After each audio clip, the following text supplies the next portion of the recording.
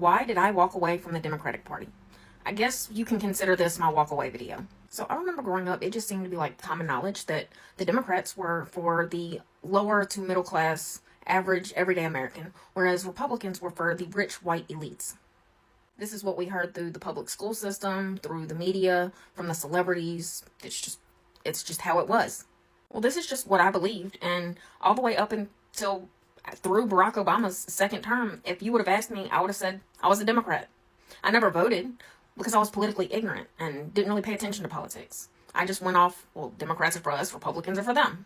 And because I didn't really pay attention to politics back then, maybe that was the case, but that's not the Republican Party now. Donald Trump running in 2015 and the reaction from the Democrats and the mainstream media and the celebrities made me stop and start paying attention. Because also something that was common knowledge when I was growing up was that everyone loved Donald Trump.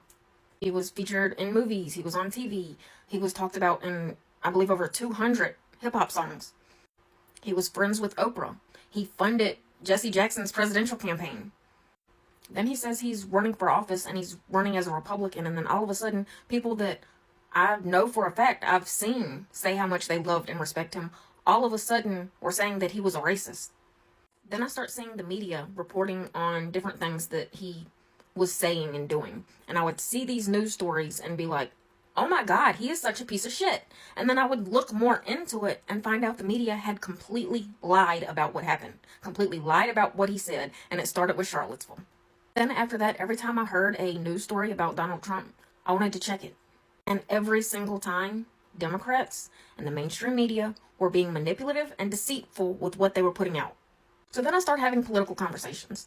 And anytime that I would speak to a Republican or a conservative, even if we didn't agree on something, they were always respectful about it. They were always, we can agree to disagree, or they might try to explain their viewpoint, maybe try to get me to change my mind. But if I didn't change my mind, they would respect that. Anytime I tried to have a conversation with someone who supported the Democratic Party, if I didn't agree fully, it was immediately name-calling, threats, screaming. To me, if there's a group of people who want you to do, say, think exactly what they're telling you to, and when you don't, they're shouting you down and threatening you, that seems a little cultish. But then they always turn around and call the right a cult. Anybody I've talked to on the right is completely fine with agreeing to disagree. I noticed very quickly that things that Democrats used to be very much in support of, if Donald Trump said it, all of a sudden they were in full opposition. Didn't matter what it was. It seemed like instead of looking at policies and deciding what's best for the American people, Democrats just started pulling this, if Trump is for it, we're against it. If he's against it, we're for it.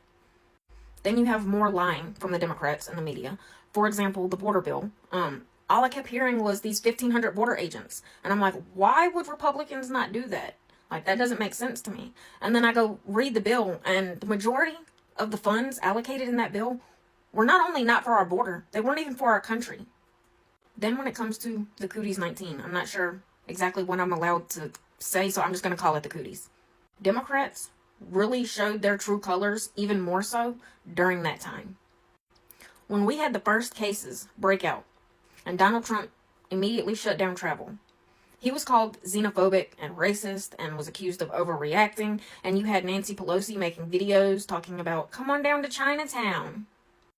Then a few weeks later, you've got Democrats saying that he didn't react fast enough.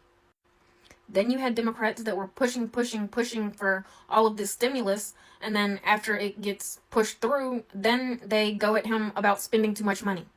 Then you had Democrats scolding the American people, telling us what horrible human beings we were if we didn't quarantine, if we didn't stay inside, if we didn't wear masks everywhere that we went. But then you see Gavin Newsom having dinner parties with no mask. You see Nancy Pelosi having a salon opened up just for her to get her hair done. You see AOC vacationing down in Florida when she's criticizing how Ron DeSantis is handling things. But what really got me was the poke. Remember when it came out under Donald Trump and you had all of these Democrats, including Kamala Harris, saying that there's no way it can be safe, it was rushed. Kamala Harris saying, if Donald Trump tells me to get it, I'm not getting it. Then all of a sudden, Joe Biden gets into office, and all of a sudden, it's totally safe, it's absolutely effective, and they're doing everything possible to make everyone get it. And that told me one of two things. Either they believed that the poke was absolutely effective and that the American people needed to get it and that it was the best thing for the American people, but under Donald Trump, they couldn't let him have that. So they had to say it was bad under him and would put the health of the American people at risk just to stick it to Trump. Or they didn't feel like it was safe. They believed what they originally said, but then it benefited them once Biden got into office, so then they start pushing it. Either way, it was never about the American people whatsoever. Also, it became very clear to me that everything that they claimed they stood for, they were for the opposite. And everything they were accusing the right of being is everything that they were. Everything they are. They accuse the right of being violent, but then I see multiple instances of people being physically assaulted for doing nothing more than walking down the street with a MAGA hat on.